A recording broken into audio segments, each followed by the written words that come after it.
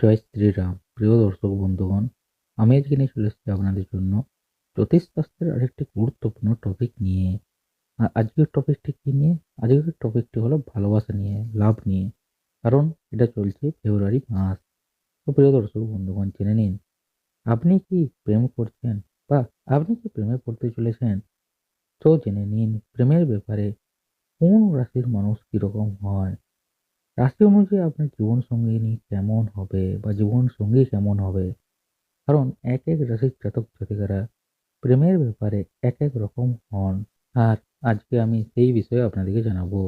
তো প্রিয় দর্শক বন্ধুগণ, জেনে নিন, যার সঙ্গে আপনি প্রেম করব বলে ঠিক করছেন তিনি কিরকম মানুষ হবেন, বা আপনি যদি প্রেম করছেন তার সঙ্গে এই মানুষটি কিরকম আপনি বুঝতে পারছেন না। তো জেনে নিন আজকে এই ভিডিওতে। আর সেটা জানার আগ্রহ কিন্তু সকলেরই থাকে। আপনার মনের মানুষ সাহসী, উদ্যমী, নাকি সবকিছু থেকে অন্যরকম? তিনি ভালোবাসার মানুষ হবেন কিনা? প্রেমে পড়ার আগে বা প্রেমে পড়ে থাকলেও এই সকল বৈশিষ্ট্যের ব্যাপারে জানার ইচ্ছে আপনার আমার কম বেশি সকলেরই থাকে। আর কোন রাশির জাতকরা প্রেমের ব্যাপারে কিরকম হন, আসুন জেনে নিন যে প্রেমের ব্যাপারে কোন রাশির মানুষ কিরকম হন। তো প্রথমে হচ্ছে মেষ রাশি। এই রাশিদের প্রেমের বহিঃপ্রকাশ খুব ভালো হয়। এই রাশির জাতক জাতিকারা প্রেমের ব্যাপারে সবসময় স্পষ্ট বক্তা হন। এদের মনে যা থাকে তা মুখে প্রকাশ করতে কুণ্ঠিত হন না মেষ রাশির জাতকেরা। এরপর হলো বৃষ রাশি।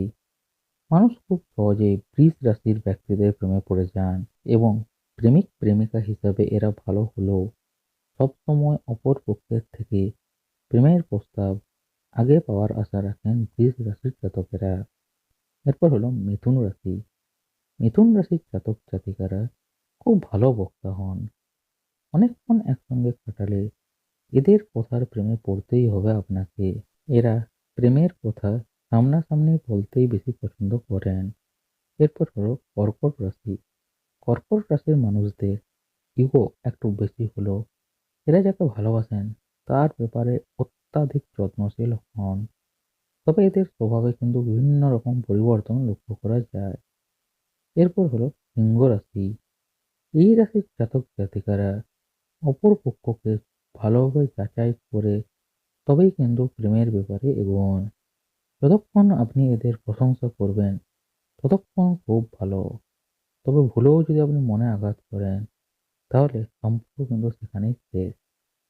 এরপর হলো কন্যা রাশি। এরা নিজের ভালোবাসা ঠিক মতো প্রকাশ করতে পারেন না, তাই এরা সবসময় মানসিক কষ্ট পান। অপর পক্ষকে নিয়ে এই রাশির ব্যক্তিরা একটু বেশি চিন্তা করেন। এরপর হচ্ছে তুলা রাশি। আর তুলা রাশির প্রেমে পড়ার জন্য সব গুণ রয়েছে এদের মধ্যে। এরা নরম মনের হওয়ায় খুব সহজেই প্রেমে পড়েন। এদের সঙ্গে কোনোরকম ছলনা না করলে প্রেমের সম্পর্ক খুব ভালো চলবে। তবে ছলনা করলে কিন্তু প্রেমের সম্পর্ক সেখানেই শেষ, এটা মাথায় রাখবেন। এরপর হলো বৃশ্চিক রাশি। এরা প্রেমের প্রস্তাব দিতে কুণ্ঠিত বোধ করেন, কিন্তু যদি সাহস করে কখনো বলে ফেলেন তাহলে কিন্তু সেই প্রেমের সম্পর্ক ভালোভাবেই চলে বৃশ্চিক রাশির জাতকদের। এরপর হলো ধনু রাশি। ধনু রাশির জাতক জাতিকারা অনেক ভাবনা চিন্তা করে তবে যে কোনো সিদ্ধান্তে পৌঁছন। প্রেমের ব্যাপারেও এদের দৃষ্টিভঙ্গি একই রকম থাকে। এরা প্রেম নিবেদন করতে পছন্দ করেন, তবে প্রেম নিবেদনের ধরনটা একটু অন্যরকম হয় ধনু রাশির জাতকদের। এরপর হলো মকর রাশি। এই রাশির ব্যক্তিরা প্রেমের ব্যাপারে আবেগ দেখাতে পারেন না একদমই। তবে যাকে ভালোবাসেন তাকে মন থেকে আপন করতে চান। ভালোবাসার বিনিময়ে সমপরিমাণ ভালোবাসাও পান না মকর রাশির জাতকরা। এরপর হলো কুম্ভ রাশি। প্রেমিক প্রেমিকা হিসেবে কুম্ভ রাশি সংখ্যা অন্য রাশির তুলনায় কম।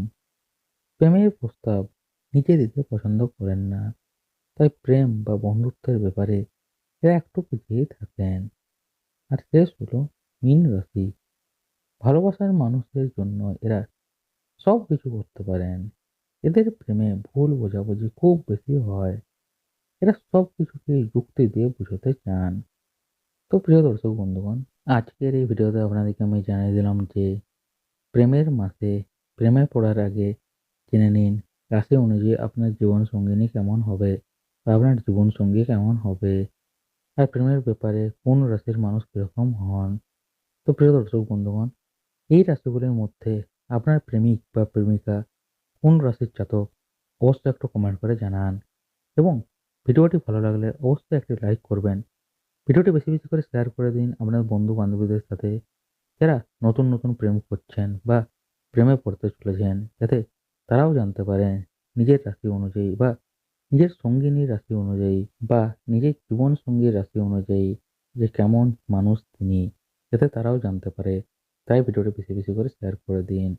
আর যারা এখনো চ্যানেলটি সাবস্ক্রাইব না করে ভিডিও দেখছেন, অনুরোধ করছি এখনই চ্যানেলটি সাবস্ক্রাইব করে বেল আইকনটি অল করে নিন, যাতে ভবিষ্যতে এরকম গুরুত্বপূর্ণ ভিডিওর টপিক বা এরকম গুরুত্বপূর্ণ ভিডিওর নোটিফিকেশন আপনার মিস না যায়। তাই এখনই একটি লাইক করে চ্যানেলটি সাবস্ক্রাইব করে বেল আইকনটি অল করে নিন।